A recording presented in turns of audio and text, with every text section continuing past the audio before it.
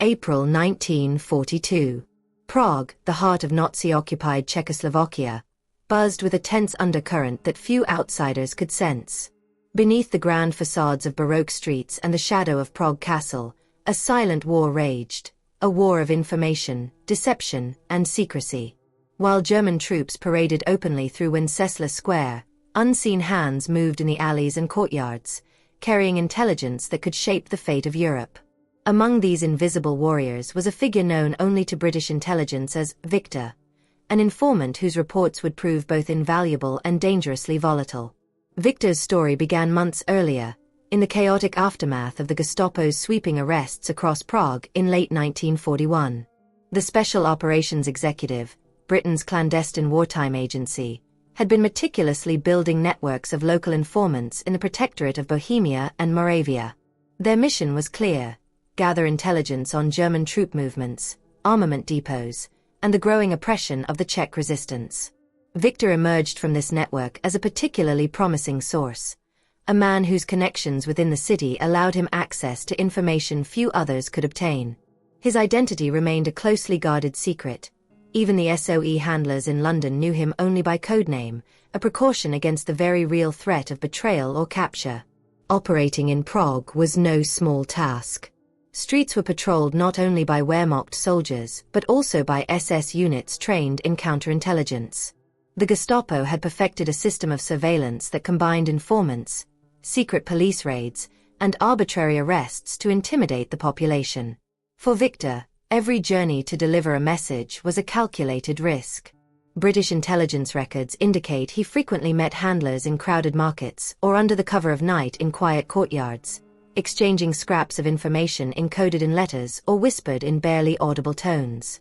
Each report contained painstaking details: troop rotations at the Florenc station, Gestapo interrogations at Pankrak prison, and the movements of elite SS units responsible for quelling resistance activity.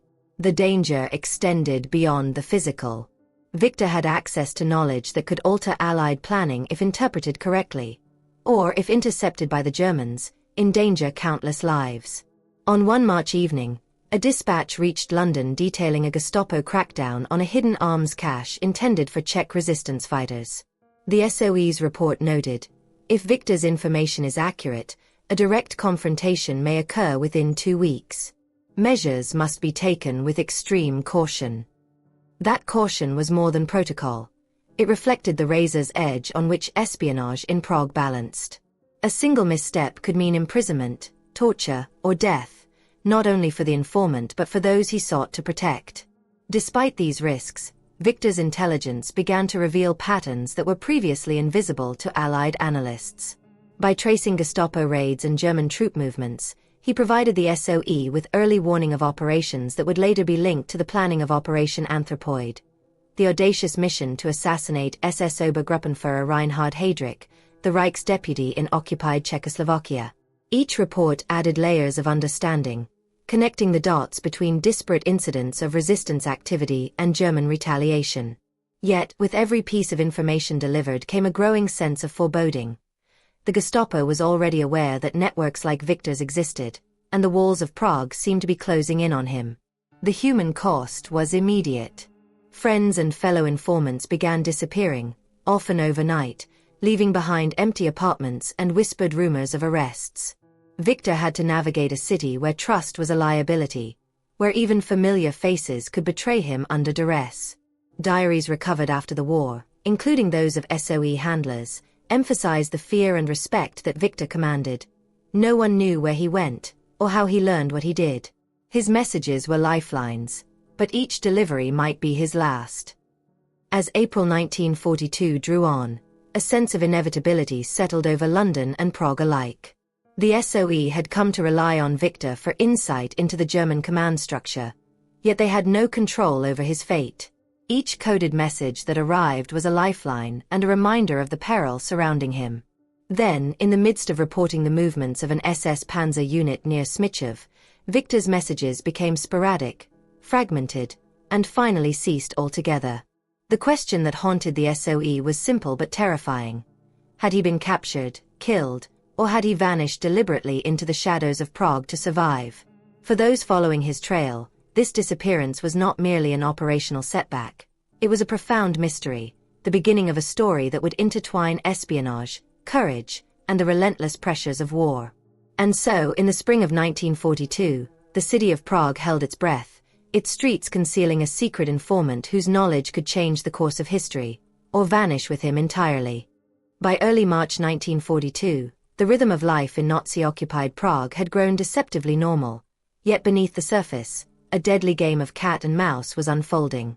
Victor, the informant whose intelligence had become indispensable to British operations, moved through the city with the precision of a seasoned operative. Each step he took required careful observation.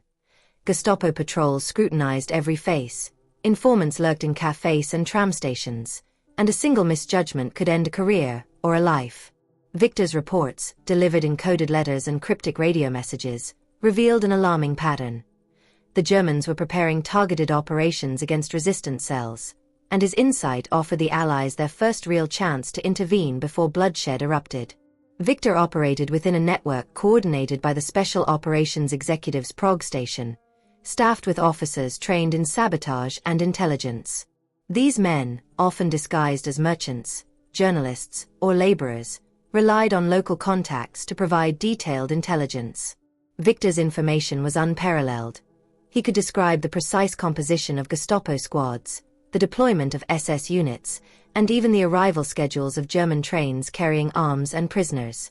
One March 7 dispatch, intercepted and decrypted by MI6 in London, detailed a secret inspection of a Gestapo archive, noting that officers were reviewing files on every known resistance member. "If this report is accurate," wrote his handler, "we are less than 2 weeks from a devastating roundup." The tension in Prague escalated when Victor reported that a high-ranking SS officer had begun coordinating with collaborators to identify double agents. The informant's ability to predict which neighborhoods would be targeted was uncanny, and it underscored both his reach and the inherent danger of his work. British analysts later remarked that Victor's intelligence likely saved dozens of lives, allowing the SOE to adjust plans and relocate safe houses before the Gestapo arrived. Yet even as his network thrived, the stakes grew higher. Each meeting with his handler required meticulous planning, casual disguises, false identities, and contingency plans for escape. The city's labyrinthine alleys and hidden courtyards became both sanctuary and trap, a duality that epitomized wartime espionage. The human element of his struggle was never far from view. Diaries of resistance fighters from that period described the constant fear. Every stranger might be watching, every knock at the door could bring death. And yet, we continued, because the information had to reach London. Victor understood that his intelligence was not just strategic, it was existential. He had to weigh every choice carefully, move quickly enough to avoid suspicion, yet cautiously enough to survive. His reports often contained painstakingly detailed descriptions of Gestapo interrogation tactics, including psychological manipulation, solitary confinement, and threats against family members. By documenting these methods, Victor provided the Allies with insight into German counterintelligence operations, offering a blueprint for survival to those who followed. A particularly chilling message arrived on March 20th, describing the formation of an SS Einsatzgruppe tasked with rooting out resistance operatives in central Prague. Victor had noted the unit's unusual uniforms and the deployment of specially trained canines. The SOE, recognizing the gravity of the threat, debated whether to warn local operatives or maintain operational secrecy to protect Victor's identity. The correspondence between London and Prague is terse but revealing. He is our only link. Any action must preserve him. Delay may cost many lives. This delicate balance of urgency and caution underscores the impossibly high stakes of espionage in occupied Europe, where every decision could mean life or death. Yet, for all his careful planning, Victor's situation grew increasingly perilous. Some transmissions contained odd gaps, unclear phrases, and sudden lapses, hinting that surveillance or interference might already be affecting him. By March 31st, SOE operatives noted with unease that Victor's messages were becoming fragmentary, suggesting that either he had been forced into hiding or the Germans were closing in. Every day without confirmation of his safety added weight to a growing anxiety in London. If Victor was compromised, An entire network of resistance operatives could be at risk. Despite the encroaching danger, Victor continued his work, motivated by a combination of patriotism, moral conviction, and the pressing knowledge that his intelligence could alter the course of the war. He monitored troop movements near Smichov and Vinohrady, noted Gestapo patrol patterns, and tracked the interrogation schedules at Pankrak prison, all while eluding a relentless and omnipresent enemy. Yet the deeper the SOE delved into his reports, the more the shadow of uncertainty loomed. Was Victor still operating freely in Prague, or had he already fallen into enemy hands? And if captured, could he survive the brutal methods of the Gestapo, or would the Allies lose him, and the knowledge he carried, forever? By the end of March 1942, the situation reached a perilous crescendo. Victor's intelligence had unveiled a web of German countermeasures and clandestine operations, but the man himself was becoming increasingly invisible. His last detailed transmission warned of a mass arrest planned for early April, yet when agents attempted to verify his location, all avenues led to dead ends. The tension in London was palpable. The fate of one informant now held the potential to shape the outcome of multiple Allied operations. In this fragile balance between information and survival, the question remained. Was Victor still in Prague, continuing his vital work in secret, or had the Gestapo already closed the net around him, erasing one of the most valuable intelligence assets of the Second World War? April 9, 1942, dawned over Prague with a deceptive calm, the cobblestone streets glistening from an early spring rain. Beneath the city's historic facades, however, an invisible storm was gathering. Victor, the SOE's most reliable informant, had been tracking Gestapo operations for months, yet his latest dispatch contained troubling ambiguity. By the morning of April 9, reports arrived in London indicating a series of arrests targeting the Czech resistance. Key operatives were taken from safe houses, homes ransacked, and coded messages intercepted. And yet, Victor himself was nowhere to be found. For the SOE, the immediate question was urgent. Had their most critical asset been compromised, or had he vanished deliberately to protect his own life? The backdrop of Prague in 1942 was one of intense surveillance and fear. The Gestapo, headquartered in the Old Town district, had perfected methods of intelligence gathering that combined brutal interrogation, informant networks, and psychological warfare. Units like the SS Security Service, Sicherheitsdienst, operated alongside local collaborators, making it nearly impossible for resistance members to move undetected. Victor, moving through this labyrinth of danger, had relied on a combination of disguises, coded messages, and carefully timed meetings with handlers to stay ahead. His network included couriers, sympathetic clerks, and clandestine operatives, all of whom faced constant peril. Each piece of information he provided, train schedules for German troop movements, SS patrol rotations, and Gestapo interrogation methods, was not just valuable. It was a lifeline for resistance operations and Allied planning alike. On that fateful day, a fragment of a coded message reached London, reporting the arrests of several resistance figures, including known SOE contacts, but gave no clue as to Victor's fate. The SOE immediately dispatched operatives, disguised as local tradesmen, to trace his movements, but every avenue ended in frustration. Couriers who had previously passed messages noted his absence from prearranged meeting points. Some operatives suspected the worst, that the Gestapo had intercepted him, perhaps realizing the extent of his knowledge. A decrypted message from London to Prague reflected this anxiety. If Victor is compromised, we may have only days before the network is exposed. Locate or protect him at all costs. The words conveyed both urgency and dread. The informant's disappearance was not simply a loss, it was a potential catastrophe. The human stakes of these operations were stark. Resistance diaries later recovered from the period describe the atmosphere in Prague. Each knock at the door could be the end of your life, each stranger might be a spy. And yet, we moved, always moving, because the intelligence had to survive. Victor understood that the information he carried, details of Gestapo schedules, identities of double agents, and the locations of arms caches, was as lethal as any weapon in the city. By maintaining secrecy, he was not only preserving his own life but also protecting dozens of other operatives whose survival depended on him. The psychological toll was immense. Every shadowed corner, every unfamiliar face, could conceal enemy eyes.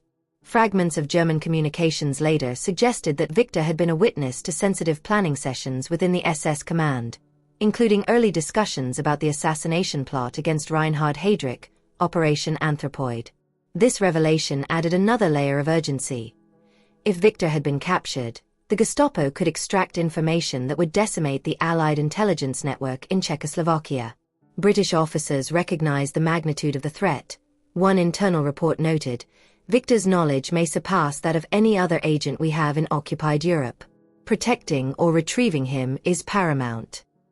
The SOE's predicament was clear. They needed the intelligence, but acting recklessly could jeopardize both the informant and the wider network.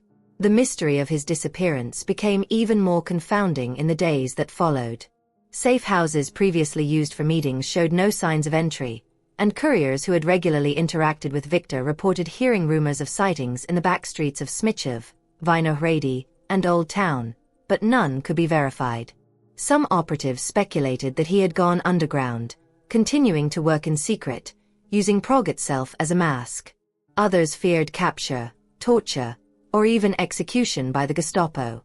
Each scenario was plausible, and the uncertainty gnawed at the SOE in London, where agents and commanders alike understood the high stakes of every decision. As April 1942 progressed, the disappearance of Victor cast a long shadow over Allied operations in Czechoslovakia. Resistance networks became cautious, fearing that their most valuable source had been compromised. Simultaneously, German counterintelligence intensified its patrols, systematically searching for any hint of underground activity. For the SOE, Victor's absence was both a warning and a puzzle. His previous intelligence had provided a roadmap for resistance actions, yet without confirmation of his survival, every subsequent operation carried the weight of potential disaster. The question lingered over London and Prague alike. Was Victor still alive, orchestrating his own evasions, or had the Gestapo already silenced him forever? The tension of that unknown fate would shape the next critical phase of Allied intelligence efforts in occupied Europe. By the summer of 1942, the mystery surrounding Victor, the missing informant from Prague, had taken on a life of its own. Intelligence officers in London pored over intercepted German communications, attempting to piece together his movements from fragmented reports and coded messages. It became increasingly apparent that Victor had stumbled upon information of extraordinary significance. Early drafts of Operation Anthropoid, the audacious plan to assassinate SS Obergruppenführer Reinhard Heydrich, the acting Reich protector of Bohemia and Moravia. The implications were staggering. If Victor had survived and continued feeding intelligence, the SOE could gain unparalleled insight into one of the most critical operations of the war. If he had been captured, the consequences could be catastrophic, compromising resistance networks and endangering the lives of countless operatives. Prague in mid-1942 was a city under siege in miniature. The Gestapo, emboldened by their success in dismantling resistance cells earlier in the year, intensified their searches, conducting night raids and interrogating suspects with relentless precision. The city streets, once vibrant, had become corridors of suspicion, where informants and collaborators lurked alongside soldiers. Victor's network was now operating under extreme duress. Couriers described abandoned safe houses, missing contacts, and cryptic notes left in obscure locations. Each piece of evidence suggested two possibilities. Either Victor had managed to evade capture entirely, moving like a ghost through the city, or he had been taken, and the Gestapo was carefully unraveling his network. The SOE's London command debated their next move with mounting tension.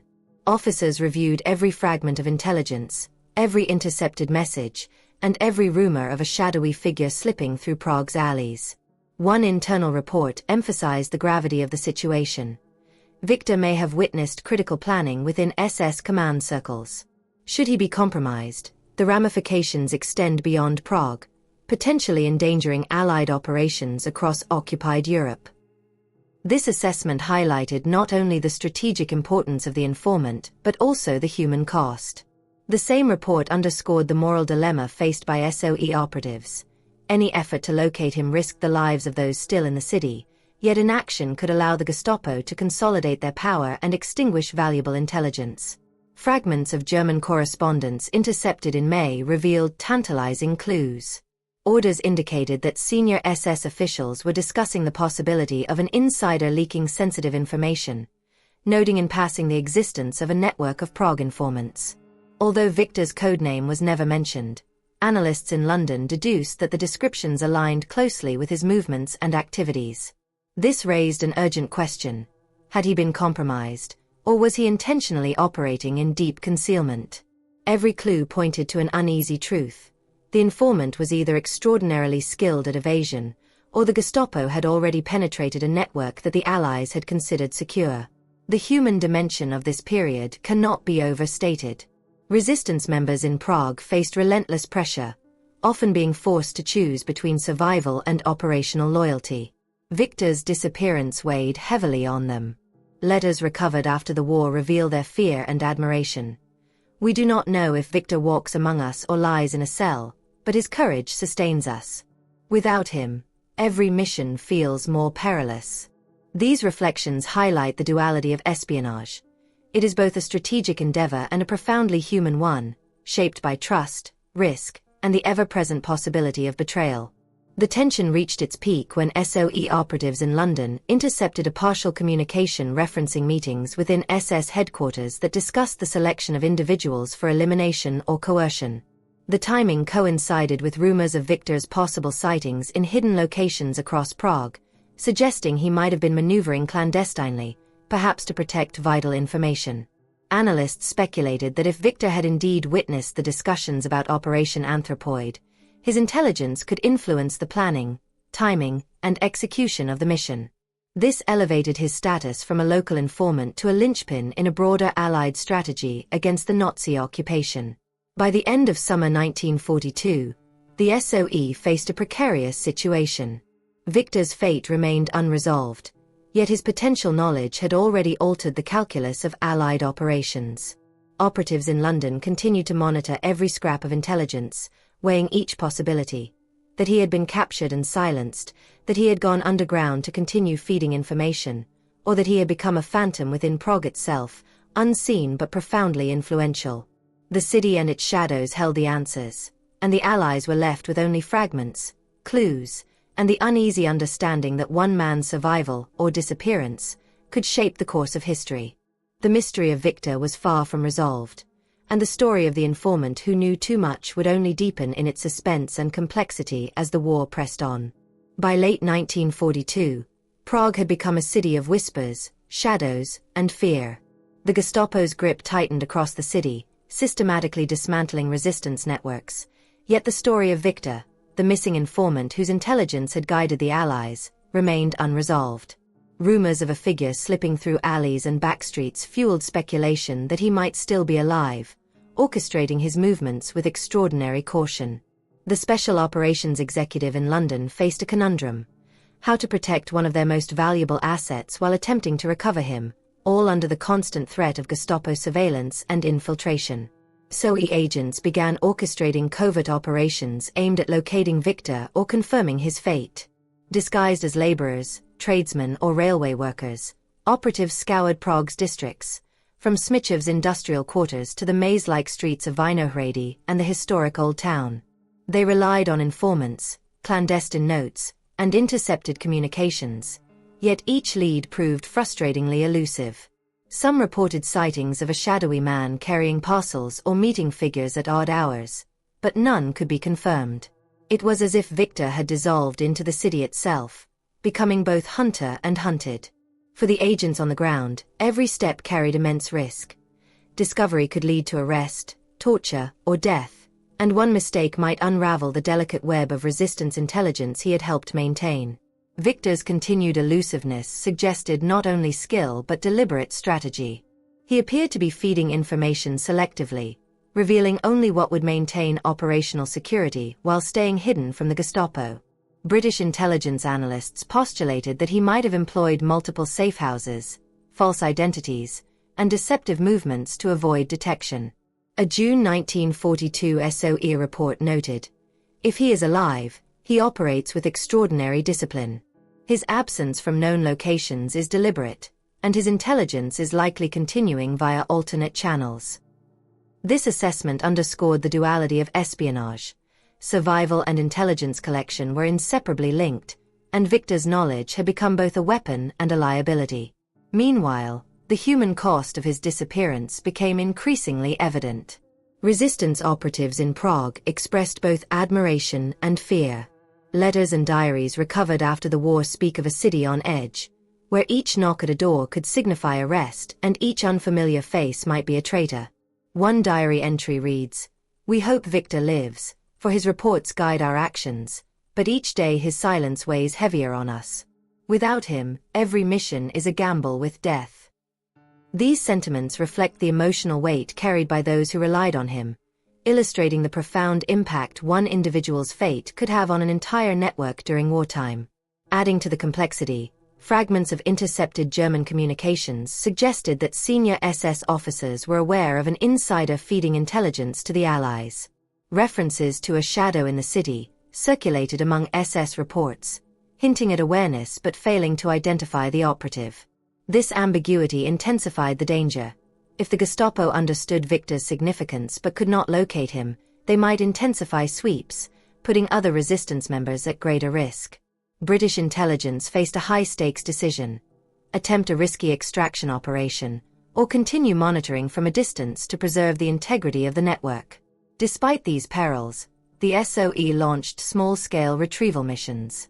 Operatives navigated Prague's narrow streets under the cover of darkness, observing Gestapo movements, and attempting to intercept messages. One such mission, recorded in a declassified SOE report, involved a disguised courier trailing a potential lead to a secluded courtyard in Smichov. The operative observed a figure meeting another in the shadows, exchanging what appeared to be a document, before disappearing into the night. While the identity could not be confirmed, the report concluded, "This may be Victor. If so, he continues his work unseen, demonstrating both courage and cunning." Every encounter like this carried tension and hope, highlighting the fine line between survival and capture. By late autumn 1942, the city's clandestine atmosphere had grown almost palpable. Victor's fate remained unresolved, yet his influence persisted. His prior intelligence had shaped Allied planning, and the mere possibility of his continued activity affected Gestapo strategies and resistance decisions alike. Prague became a chessboard, with Victor as an unseen player whose moves remained mysterious but consequential. The stakes were immense. The survival or capture of a single informant could determine the success of operations critical to the Allied effort. And so the story of Victor, the spy who seemed to vanish into the city's shadows, continued to unfold, his legend growing alongside the fear and uncertainty that marked occupied Prague. The question lingered: was he still operating in secret, or had the Gestapo finally succeeded in capturing the man who knew too much? As 1943 began, the city of Prague remained a crucible of secrecy, tension, and unresolved questions. Victor, the missing informant whose intelligence had guided British and Allied operations for over a year, had become a ghost in the intelligence archives, a name without a confirmed fate. Allied planners in London continued to reference his reports, using the detailed observations he had supplied on German troop movements, Gestapo patrols, and SS strategic plans, yet no further direct communication had been received. The mystery of his disappearance had transformed into both a cautionary tale and a testament to the perilous nature of espionage under the Nazi regime. Historians later piecing together the events of 1942 and 1943 note that Victor's intelligence may have influenced several critical operations. Among these were the planning stages for Operation Anthropoid, the mission that would ultimately claim the life of Reinhard Heydrich in May 1942. His observations regarding patrol schedules, safe houses, and Gestapo routines provided resistance operatives with actionable knowledge that could have mitigated risks during the assassination planning and subsequent escape routes. Yet, the extent of his involvement remained speculative, because by the time key resistance actions were underway, Victor himself had not been seen or heard from for months. Whether he had been captured, killed, or successfully gone underground was a question that would haunt both operatives and historians alike. The human dimension of Victor's story is perhaps its most striking element. Letters and memoirs from contemporaries describe a city paralyzed by fear, where every act of defiance carried the weight of potential death. One former SOE operative recalled decades later, We never knew if he was alive. Each report he sent was a thread of hope, yet each silent day stretched our anxiety to breaking point. For the countless resistance members who had depended on his intelligence, Victor represented both courage and uncertainty, a symbol of the invisible struggle waged behind the more visible battles of the war. Even within German ranks, traces of Victor's influence were evident. Intercepted communications and Gestapo reports occasionally referenced an unidentified informant feeding the Allies information about high-level plans. These fleeting mentions suggest that Victor had been remarkably effective in maintaining operational security, leaving German counterintelligence aware of his presence but unable to apprehend him. Some reports indicate heightened suspicion and targeted raids in districts where he had been known to operate, suggesting that the Gestapo understood the magnitude of the threat posed by a single elusive informant.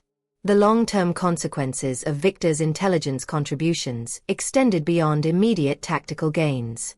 By supplying insight into the operations of SS units and Gestapo strategies, he helped the Allies refine their understanding of German command structures and decision-making processes. Safe houses were better chosen, courier routes were adjusted, and operational timing was made more precise. These seemingly minor adjustments could determine the difference between life and death for resistance members, underscoring the profound impact one individual could have in the shadowy world of espionage. Yet, for all the strategic value of his intelligence, the central question remained unresolved. What had become of Victor? The lack of concrete information fueled speculation for decades. Some historians argue that he may have been executed by the Gestapo, with his survival carefully erased from records. Others suggest he may have gone underground, continuing to feed intelligence to the Allies in a manner that remained undetectable, perhaps even relocating outside Prague entirely. Regardless of the truth, his existence and contributions had left an indelible mark on the intelligence operations of World War II, shaping both immediate actions and long-term strategies. In the end, the story of Victor, the spy missing from Prague, stands as a haunting testament to the risks, sacrifices, and uncertainties of wartime espionage.